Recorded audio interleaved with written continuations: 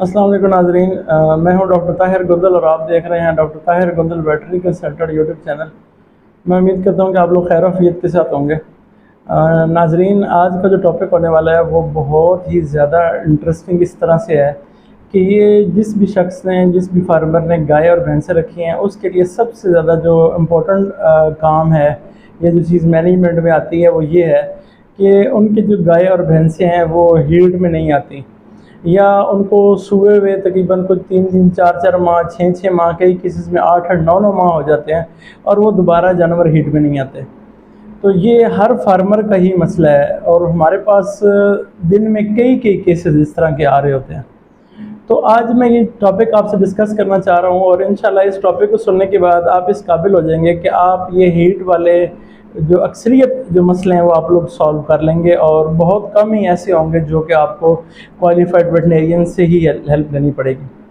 तो सबसे इम्पोर्टेंट जो चीज़ है वो इसमें मैं आपको बताना चाह रहा हूँ वो ये है कि ये जो हीट में ना आना है, ये बेसिकली इसको अगर हम देखा जाए तो इसको मैं 3 तरह से समझाने के लिए डिफ़ाइन करूँगा।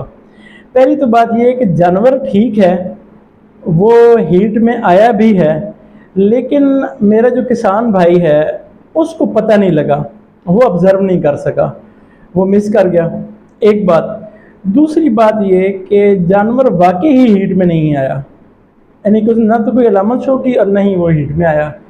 और तीसरी बात ये है कि जानवर अंदर से उसकी बॉडी में हीट में वो ज़रूर आया, उसने मतलब जो है ब्रीडिंग के लिए वो रेडी हुआ, लेकिन उसकी अलामात जो थी वो इतनी कम थी और इतनी यानी कि वो थोड़ी थी कि वो बाहर से फील नहीं किया जा सका। यानी कि अलामात भी उसने कुछ थोड़ी बहुत की, लेकिन अलामात की कमी और कमज़ोरी की वजह से जो है वो जो हमारा फार्मर है उसको पता नहीं चला और उसकी जो ये हीट वाला डे था वो मिस हो गया। तो अब इसमें ये चीज़ अब आपको समझ आ गई होगी। अब इसमें अगर हम देख लेते हैं तो कुछ मसाइल हैं जो कि खुराक से रिलेटेड हैं, न्यूट्रिशन से रिलेटेड हैं, उसमें कुछ विटामिन की कमी की वजह से हैं। और दूसरे जो मसाइल हैं वो है कि बच्चेदानी की है, यूट्रस की कुछ बीमारियां ऐसी आ गई हैं, या जो बैज़ेदानी है या ओवरी है उसकी कुछ बीमारियां हैं जिनकी वजह से वो हीट में नहीं आ रही। तो इसकी समझने के लिए मैंने आपको 3 डिवीज़ बताई हैं। वैसे टेक्निकली हम इसको 2 हिस्सों में तकसीम कर लेते होते हैं। तो अब आपके पास जो सबसे इम्पोर्टेंट चीज़ हमारे पास ये है कि हम इसकी काजेज़ पता कर लें कि क्यों ऐसे होता है, क्यों जानवर में हीट में नहीं आ रहा होता। तो सबसे इम्पोर्टेंट जो इसके अंदर चीज़ है वो इसकी खुराक है। अब आपने एक चीज़ ये याद रखनी है कि जब जानवर के पेट में बच्चा बन रहा होता है वो हमल से होता है, और स्पेशली जब उसके आखिरी 1 2 माह चल रहे होते हैं। गाय के केस में अगर हम कह लें तो 8वां 9वां, और अगर हम भैंस के केस में कह लें तो 8वां 9वां 10वां जो 3 मंथ है, उसमें बच्चे की ग्रोथ बहुत ज़्यादा हो रही होती है। तो उसको सबसे जो 3 4 चीज़ें मेन चाहिए होती हैं वो ये होती है कि उस जो हमारी गाय या भैंस है उसको एनर्जी चाहिए, ताकत का सोर्स चाहिए, उसको लेमियात चाहिए, उसको चिकनाई चाहिए, और उसके साथ साथ उसको कुछ जो है ना विटामिन और अमाइनो एसिड चाहिए, जो कि बहुत छोटे लेवल पे होते हैं, थोड़े होते हैं, लेकिन वो हीट में लाने और जो बच्चे को डेवलप करना, हड्डियाँ बनाना, इन चीज़ों में वो बहुत ज़्यादा इंपॉर्टेंट होते हैं। तो ये जो है ये चीज़ वो उसकी कमी की वजह से ही बहुत सारे मसाइल बन सकते हैं। अब होता क्या है कि जब जानवर सोने के करीब आ रहा है तो उसकी वो इन सारी चीज़ों की उसके अंदर कमी होना शुरू हो जाती है। फिर जब जानवर सो जाता है तो वो खाना पीना वैसे ही कम कर रहा होता है। यानी कि जो नया नया सोया हुआ जानवर होता है, एक तो हमारे किसान भाई उसको शुरू के 15-20 दिन वैसे ही ना तो कोई वंडा डालते हैं, ना उसको कोई ताकत वाली चीज़ देते हैं। एक मिसकंसेप्शन बनी हुई है कि जी नया जानवर जो सोया हुआ है उसे कोई चीज़ इस तरह की नहीं देनी। उससे क्या होता है कि वो सोने से पहले ही कमज़ोर हो गया। फिर जब जानवर सोता है दूध स्टार्ट हो जाता है, एक नया प्रोसेस स्टार्ट हो जाता है जिसके लिए खुद से आगे फिर बहुत ज़्यादा ताकत और बहुत ज़्यादा लेमियात चाहिए होती है। तो वो और ज़्यादा नेगेटिव या और ताकत की एनर्जी की कमी में चला जाता है। उससे क्या होता है कि जैसे जैसे वो और कमी होती जाएगी, वो क्या करेगा, वो अपने जिस्म में जो मौजूद चिकनाई है, जो प्रोटीन है, जो हड्डियों में कैल्शियम है, वो इस्तेमाल करने लग पड़ेगा और आपका जानवर लागर होता जाएगा। जैसे जैसे वो लागर होता जाएगा उसको दोबारा अगली हीट में आने के चांसेस उससे ज़्यादा कम होते जाएंगे। तो इस तरह क्या होगा कि आहिस्ता आहिस्ता एनिमल वीक हो जाएगा और फिर आप उसकी हीट में आने के इंतज़ार ही करते रह जाएंगे। अब हमने ये चीज़ समझनी है कि हमने उसको जो उसके अंदर जो एनर्जी की जो कमी है हमने उसको पूरा करना है, हमने उसको अच्छी खुराक देनी है। जब आप उसको अच्छी खुराक देंगे तो आपका जानवर आहिस्ता आहिस्ता जो है वो रिकवर होना शुरू हो जाएगा। एनर्जी के साथ साथ प्रोटीन की कमी, जैसे मैंने आपको लेमियात बताए हैं, वो भी बहुत ज़्यादा ज़रूरी है। उसकी वजह से भी जो है ये मसला बनता है। तो कम अज़ कम एक जो जानवर हमारा दूध दे रहा है उसकी कम अज़ कम जो मिनिमम खुराक में जो लेमियात चाहिए वो 14 से 18% चाहिए। फिर एक और फैक्टर भी होता है कि कई आजकल ट्रेंड यूरिया इस्तेमाल करने का भी है। कई लोग यूरिया पानी में घोल के तूड़ी भी डालते हैं, कई लोग साइलेज के साथ मिक्स करके दे रहे होते हैं। कुछ ऐसे वनडे हैं जिनको मैं जाली वनडे ही कहूँगा, वो अपनी प्रोटीन कंटेंट को ज़्यादा शो करने के लिए, नाइट्रोजन शो करने के लिए अंदर यूरिया बहुत ज़्यादा डालते हैं। उससे क्या होगा कि अगर यूरिया कंटेंट में खून में ज़्यादा होगा तो उससे भी जानवर आहिस्ता आहिस्ता जो है वो उसका जो बॉडी स्कोर है या उसकी जो जिस्म की कमज़ोरी है, हड्डियाँ निकलने का जो प्रोसेस है वो हो जाएगा। और आहिस्ता आहिस्ता वो जो उसकी जैसे जैसे वो एनर्जी लेवल कम कर जाएगा, प्रोटीन कम कर जाएगा, तो साथ ही उसकी दोबारा जो हीट में आने के चांसेस है वो भी कम होते जाएंगे। फिर यूरिया अगर ज़्यादा होगा तो अगर जानवर हीट में आ भी गया है और वो प्रेग्नेंट हो भी गया है तो फिर उसके अबॉर्शन या बच्चा ज़ाया होने के चांसेस भी बहुत ज़्यादा बढ़ जाएंगे। फिर आपने एक चीज़ और याद रखनी है कि जो आपका जानवर है उसको आपने जब वंडा या अच्छी ताकत वाली चीज़ देनी है तो साथ आपने कुछ ना कुछ उसको तूड़ी या उसको चारा भी देना है ताकि उसे कब्ज़ ना हो और उसका मैदा चलता रहे। ये भी बहुत इंपॉर्टेंट फैक्टर है, इसकी वजह से भी कई दफ़ा मसाइल ऐसे बनते हैं।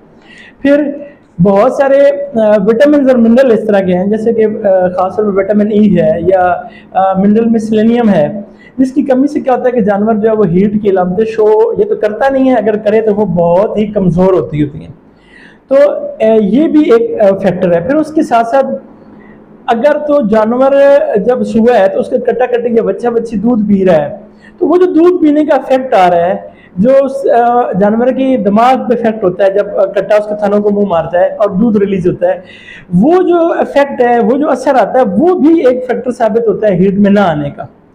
ये कुदरती तौर पे उसको दिमाग बता रहा है कि अभी मेरा बच्चा दूध पी रहा तो मैंने दोबारा हीट में नहीं आना, तो ये भी एक फैक्टर हो सकता है। फिर उसके अलावा जितना जानवर दूध ज्यादा दे रहे हैं उनके लिए चांसेस होते हैं कि कई दफा वो जो है आगे हीट में कम आते हैं।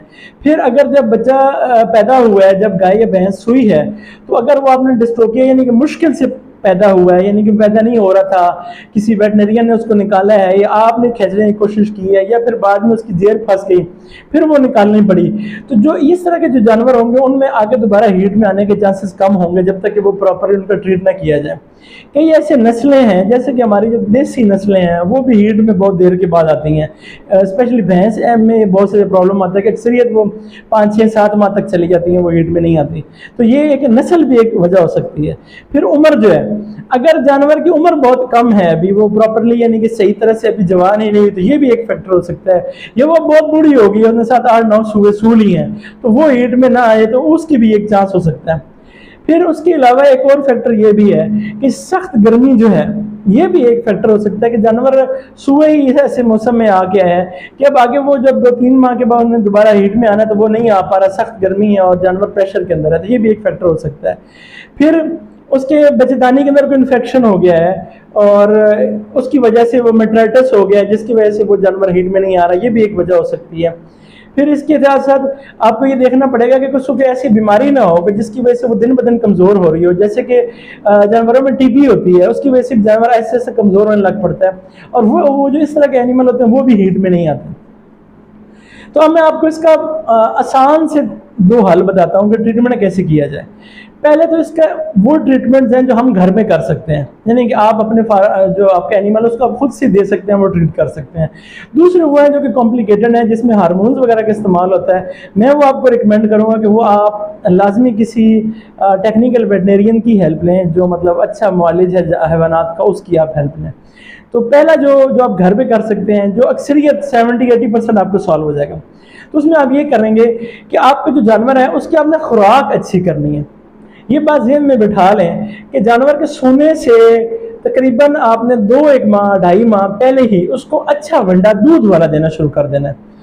चाहे आप थोड़ा दें, बेशक आप उसको किलो सुबह किलो शाम कर लें या 1.5 किलो सुबह 1.5 किलो शाम कर लें, उससे क्या होगा, उसमें कैल्शियम भी होता है जो बच्चे की हड्डियों में भी हेल्प आउट करेगा, बच्चे का साइज भी अच्छा डेवलप होगा, बच्चे की ग्रोथ अच्छी होगी, और जो एनिमल है वो अपनी हड्डियों में भी उसको जमा करेगा आप अगले दूध देने के सीजन के लिए। तो उससे भी आपका एनिमल जो है वो इफेक्ट होगा, फिर उसमें जो एनर्जी है, ताकत है, वो उसको हेल्प करेगी बच्चा बनाने में भी, और अपनी बॉडी में भी वो उसको चिकनाई की सूरत में स्टोर कर सकता है। तो पहले एक इंपॉर्टेंट फैक्टर कि आप उसकी खुराक अच्छी करें।